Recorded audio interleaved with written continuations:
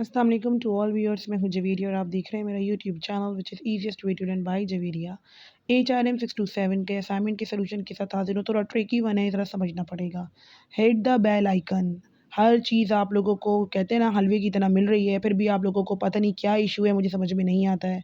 Hit the bell icon, share with your friends जिनका ये subject है। बड़ी मेहनत के साथ बनाया जाता है, ऐसे नहीं बनाया जाता।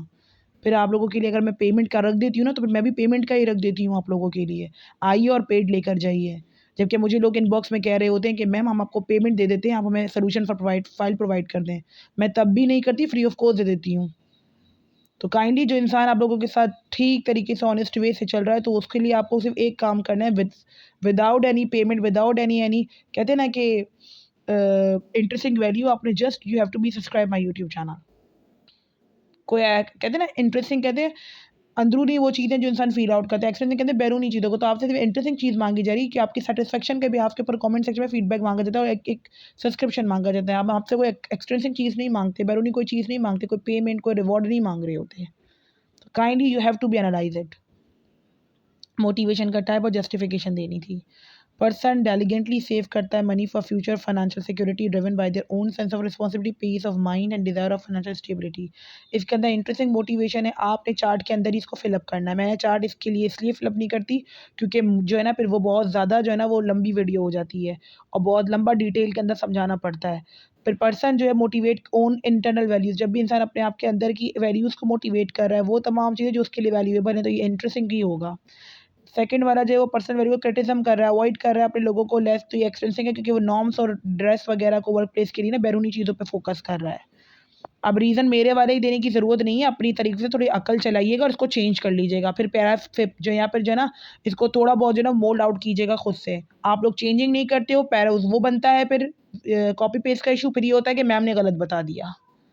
और जो लोग ज़्यादा अपने आप को माहिर बनते हैं ना कि अगर कि उनको लगता है कि ये गलत ये सही, तो फिर वो क्यों हमारे चैनल से हेल्प लेते हैं? ना लिया करें, उनसे कोई नहीं कह रहा फ़ोर्स करके कि आप देखें। ये वो अकेडमी है जो 10 साल से अपनी सर्विस दे रही है। जिसको समझ में लगता है वो गाइडलाइन ले, जिसको नहीं लगता उसको नहीं हम फ़ोर्स करें कि वो गाइडलाइन यहाँ पढ़ ले और मुझे आकर जो है ना वो लेक्चर अपने सुनाते रहें। यहाँ पर इश्यू कंपैटिबिलिटी का नहीं, यहाँ पर इश्यू जो है ना वो इसी चीज़ का है यहाँ पर कि कोई यहाँ पर किसी को अप्रिशिएट नहीं करता। अगर कोई किसी के लिए भी सर्विस करे ना, फ़ौरन से उसके लिए कीड़े निकालेंगे। तो काइंडली आप लोगों को मैं बार-बार कहती हूँ कि अगर आप लोग जल्द अज़ जल्द इसको अप्लाई कर लेते हो तो नहीं बनता, लेकिन अगर कोई और जो है बेसिकली इसके लिए ज़्यादा से ज़्यादा एक ही चीज़ को छापोगे तो ज़ाहिर-सी बात है वो नंबर नहीं देंगे फिर। थोड़ी-सी अपनी इंसान अकल भी इस्तेमाल कर लेता है।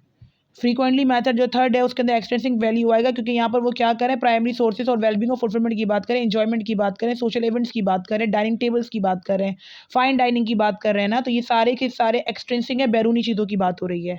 Person activity engage in social justice, justice की बात हो रही है, तो ये भी डियर सिंपल सी बात है, इंटरेस्टिंग है। क्यों? क्योंकि पॉजिटिव इम्पैक्ट, जस्टिस कहते हैं इंसाफ को, इंसाफ जनरली केयर, आप क्या आप किसी की केयर करो तो किसी की केयर करते हुए आप दिखाते हो कि मैं किसकी केयर कर रहा हूँ? नहीं, ये सारी फीलिंग्स है, जहाँ फीलिंग्स जुड़ जाएँ, जहाँ इमोशंस जुड़ जाएँ, जहाँ सैटिस्फैक्शन जुड़ जाए, चाहे आपके इनर ड्राइव जुड़ जाएँगे, वहाँ पर इंट्रिंसिक आएगा। ये बात समझ लीजिए ताकि आप खुद भी जो है ना डिबेट करने पर जब आएँ तो पता हो कि मैम ने क्या बोला था। चैप्टर्स पढ़े ही नहीं होते, असाइनमेंट के सॉल्यूशन की तरफ मेजॉरिटी भागती है। मिड टर्म की कोई तैयारी नहीं हो रही है। मिड टर्म की तैयारी जब होगी जब आपको क्लासेस प्रोवाइड की जाएँगी, नहीं आते कोई भी, फाइनल के अंदर मेजॉरिटी का रश लगा होता है। रिज़ल्ट इतने बुरे आते हैं जिसकी कोई हद नहीं। मैं फिर कह रही हूँ, मिड टर्म अगर आप लोगों का ठीक नहीं होता तो अब रूल्स और रेगुलेशंस चेंज हो गए, बी और सी के लिए भी वो इम्प्रूवमेंट उठवा रहे हैं। तो आपको क्या लगता है, आपको डिग्री दी जाएगी ऐसे डी ग्रेडों से? कभी भी नहीं दी जाएगी, कंपल्सरी कर देगी यूनिवर्सिटी आखिरी के लास्ट 6 मंथ्स के अंदर कि अब आपने इम्प्रूवमेंट के लिए अच्छी ग्रेड ही लेने हैं। हर इदारे का काम है यार, हर ये को गलत थोड़ी कर रही है वीयू। पता है जॉब होल्डर हैं आप लोग सब बड़े-बड़े अपने आप लोगों को बातें करते हैं कि हम जॉब होल्डर में, पढ़ने का टाइम नहीं है। बाबू पढ़ने का टाइम नहीं, लेकिन चीटिंग का आप सब लोगों के पास टाइम होता है, कॉपी पेस्ट करने का सबके पास टाइम निकल आता है। तो मैं फिर कह रही हूँ, डी और सी ग्रेड वालों के लिए इम्प्रूवमेंट के बगैर वो डिग्री को आगे वो इसी तरीके से कर रहे हैं क्योंकि उनको अपनी रैंकिंग को इजाफा करना और हर इदारे को ज़रूरत है कि वो अपने आप को इम्प्रूवमेंट पे लेके आए, तो वो यहाँ पर इम्प्रूवमेंट में लेकर आ रहे हैं। तो आप लोगों से ज़्यादा थोड़ी टाइम मांगा जाता है, आप लोगों से इतना मांगा जाता है कि आप लोग थोड़ी सी मेहनत कर सही तरीके से रिजल्ट लेकर आएँ। मिड टर्म में नंबर नहीं लाएंगे, फाइनल टर्म के अंदर पास होना बहुत मुश्किल है। डी ग्रेड का मतलब दोबारा सब्जेक्ट को उठाना पड़ेगा, दोबारा सब्जेक्ट की कोडिंग करनी पड़ेगी क्योंकि जीपीए पे इम्पैक्ट पड़ जाएगा। अभी उन्होंने 2.35 रखा हुआ है जीपीए का क्राइटेरिया, वो आहिस्ता से इंक्रीज कर देंगे। तो you have to be focused upon these points too. Point 4 के अंदर वो कह रहे हैं एक्टिवली इंगेज कर रहे हैं हम जस्टिस वगैरह के अंदर, ये मैंने बता दिया। Person who is incline to seek out new challenges, नए नए चैलेंजेस। अब एक बंदा नया चैलेंजेस कर रहा है, कितनी ग्रोथ है। अब आपको मैं कह दूं कि फाराबंदी है, उसके अंदर कितनी ग्रोथ है बताएंगे आप? वो खुद महसूस कर सकती है अपनी ग्रोथ को, अपनी वीकनेस को। इंटरनली जो है ना सॉट एनालिसिस में भी जो है ना हम पढ़ते हैं स्ट्रेंथ वीकनेस अपॉर्चुनिटी और थ्रेड में, तो ये भी हमारा इंटरनली मामला ही है। और रेगुलरली वॉलंटियर कर रहे हो आप एक चीज़ को, लोकल चैरिटी के लिए मोटिवेट कर रहे हो। अब मोटिवेशन तो इंट्रेंसिक ही होती है ना, एक्सट्रिंसिक तो जब होती है बंदा काम कर दिखा दे, तो मोटिवेशन ही हो रही है ये, लेकिन इंट्रेंसिक हो रही है।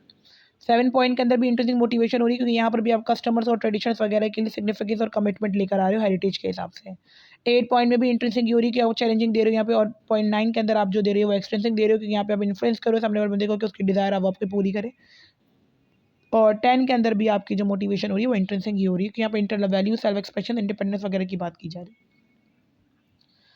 आई होप कि आप लोगों को रहनुमाई मिल गई हो इस तमाम चीज़ों की। टॉपिक टोटली कंसेप्चुअल हैं इसके, मेहनत करेंगे तो पास होंगे, वरना ब्लेम फिर आप लोग इदारों को करते हो। Stay tuned with us, hit the bell icon.